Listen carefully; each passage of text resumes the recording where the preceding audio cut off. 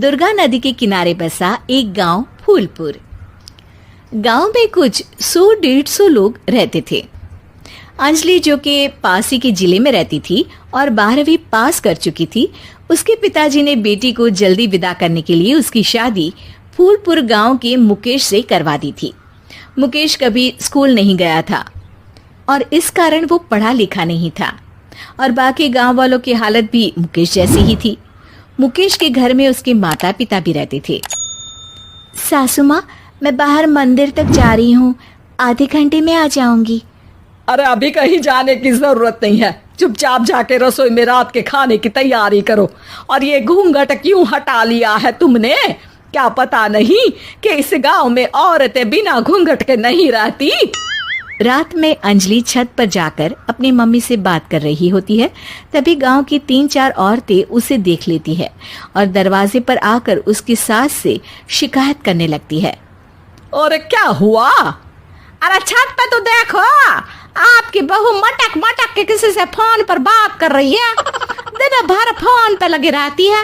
अरे कल तो मंदिर के पास वो क्या कहते हैं, सेल्फी ले रही थी। शहर की बहू रखना अच्छा शान की बात है, पर देखना इसके लक्षण से ये तो तुम्हारे परिवार को बदनाम ना कर दे। ये पहली बार नहीं था जब सास से गांव के लोगों ने अंजलि की बुराई या शिकायत नहीं की हो। अब तो ये रोज की बात थी। अंजलि ये सब सुन लेती है। जब वो नीचे जाती है तो मुकेश भी वहां आ जाता है। सास कहती है, बेटा, लोग घर आकर शिकायत करने लगे हैं बहू के कामों की, देख लो। पति हो, संयम से रखो इसे। माँ जी, मैं तो अपनी माँ से बात कर रही थी, क्योंकि यहाँ कोई बात करने लायक ही नहीं है और अब मैं माँ के पास ही रहूंगी। वहाँ क्या रहना, वहाँ बाहर के लोग तो ठीक है, पर घर के लोग भी इज्जत ना दे सके। अरे नहीं नहीं अंजलि, ऐसा नहीं है, धीरे धीरे सब ठीक हो जाएगा, तुम फिक्र ना करो। अरे बस कुछ बोलना ही नहीं है, सर पे चढ़ा रखा है बहू को। सास मुकेश की नरम बात सुन के वहां से मुंह चढ़ाकर चली जाती है। मैं तो कहती हूँ हम दोनों शहर चले जाते हैं। मैं पढ़ी लिखी हूँ, मुझे वहाँ नौकरी भी मिल जाएगी और थोड़े दिनों में आप भी वहाँ कुछ काम ढूंढ लेना। अरे नहीं नहीं अंजलि, हम यहाँ ना गांव का खेत, माँ पिताजी को छोड़कर शहर नहीं जा सकते।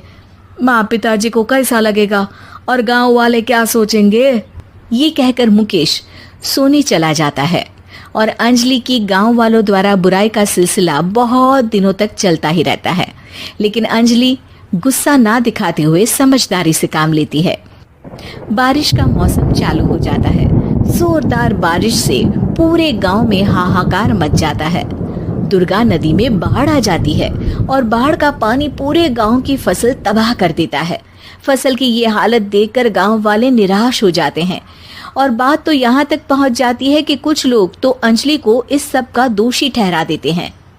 अरे पूरी फसल तबाह हो गई, पता नहीं किसकी नजर लग गई है। अरे जब से चौधरी परिवार में ये शहर की बहू आई है ना, तब से ही गांव की शांति चली गई है।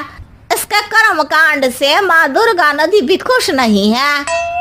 ये सब सुनकर बेचारी अंजलि रोते हुए अपने घर चली जाती है।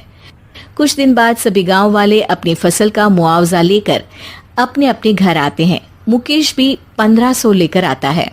अंजलि को जब पासबुक दिखाता है तो अंजलि हैरान हो जाती है। अरे, ये पासबुक में तो उन्होंने 4000 की एंट्री करी है और आपको सिर्फ 1500 दिए। सच में? अरे वो सरकारी अफसर आपको बेवकूफ बना रहे हैं। सरकार की तरफ से हमें 4000 मिले हैं, लेकिन बाकी का सारा पैसा खुद ही खा रहे हैं। आप लोग के अनपढ़ होने का फायदा उठा रहे हैं। ये सब सुनकर मुकेश परेशान हो जाता है, लेकिन अंजलि उसे हिम्मत से काम लेने को कहती है और सुबह होते ही मुकेश को पंचायत कार्यालय ले जाती है और साथ में गांव के और लोगों को भी। आप सरकारी बाबू क्या गांव के लोगों को बेवकूफ समझते हैं? आपको क्या लगता है ये पढ़े लिखे नहीं है तो आप कुछ भी मनमानी करेंगे? ये बेचारे दिन रात इतनी मेहनत करते हैं, ये हमारे अन्नदाता हैं और आप इनके साथ ऐसा धोखा करते हैं। अरे क्या बके जा रही है ये लड़की, किस धोखे की बात कर रही है? अपने कांड करके नदी माँ को नाराज करके हमारा नुकसान करके इसे चैन नहीं मिला क्या? सरपंच जी, इन सरकारी बाबू ने मुझे बेवकूफ बनाया है और मेरे हिस्से के पैसे खुद चट कर गए। बस ये सुनते ही सरपंच वहां से दुम दबाकर भाग जाता है। पता चलता है कि जनपद अधिकारियों ने गांव के सरपंच के साथ मिलकर सबके साथ धोखा किया है। सब लोगों का विरोध शुरू हो जाता है और आखिर में अधिकारी सब गांव वालों के हिस्सों के बचे हुए पैसे उन्हें लौटा देते हैं और कई दिन तक सरपंच गांव में लौटता ही नहीं। अंजलि, तुम नहीं होती तो हम गांव वालों को तो पता ही नहीं चलता कि ये हमें हर बार बेवकूफ बनाते हैं।